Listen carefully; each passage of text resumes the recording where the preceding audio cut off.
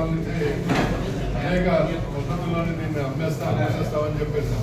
కానీ ఇవాళ కేంద్రంలోని రాష్ట్రాల్లోని ప్రభుత్వాలు మారినప్పటికీ కూడా విశాఖ ఉక్కుని ప్రభుత్వ రంగంలో కొనసాగిస్తామని చెప్పి రెండో పక్క పూర్తిగా విశాఖ ఉక్కు కర్మాగారాన్ని పూర్తి స్థాయిగా అన్ని మూతకి అంటే ఒక మూత వేసిన ప్లాంట్ పూర్తి స్థాయిలోనే నడవకుండా ఉన్నటువంటి ఫ్యాక్టరీ ఏదైతే ఉందో దానికి రా మెటీరియల్ లేకుండా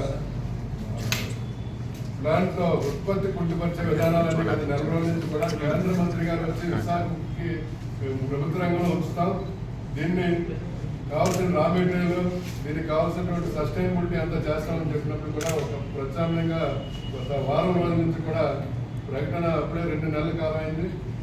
ఈ ప్రకటన ఇచ్చిన తర్వాత పూర్తి విశాఖపట్నం స్టీల్ ప్లాంట్ రోజుకి ఉత్పత్తి అనేది ఆఖరికి ప్లాంట్ క్లోజ్ చేసే స్థాయికి తీసుకొచ్చినటువంటి ఈ స్టీల్ ప్లాంట్ చైర్మన్ కానీ అధికారులు కానీ ఇవాళ 0 పొజిషన్లోకి తీసుకొచ్చారు.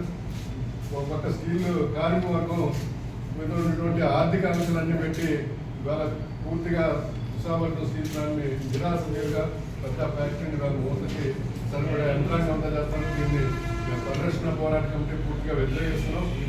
ఈరోజు 3.5 సంవత్సరాల నుంచి పోరాటం చేస్తున్నాం. మేము క్యాపిటల్ రీసెర్చింగ్ చేయమని చెప్పాం.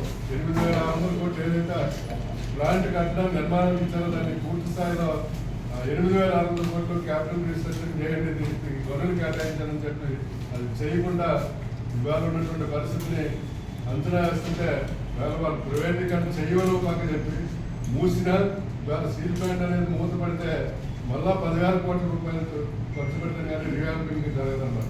మరి ఇటువంటి ఆలోచన విధానం మార్చుకోవాలని చెప్పి రేపు 22వ తారీఖున మేము మొత్తం వేలాది మంది కార్మికులు స్టీల్ ప్లాంట్ మెయిన్ గేట్ దగ్గర పెద్ద ఎత్తున ప్రదర్శన చేస్తున్నాం.